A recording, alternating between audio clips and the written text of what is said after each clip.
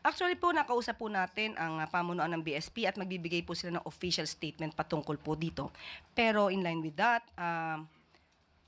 atin po ding hinihikayat na magkaroon din po ang mga bangko, mabago ang kanilang mga internal policies patungkol po dito. At tayo din po ay magkakaroon ng mga infomercials at mga dissemination na information or information dissemination patungkol po sa paano maiiwasan ng taong bayan ang ma-scam. So, kasi po, nag-i-evolve po talaga ang paggawa ng krimen.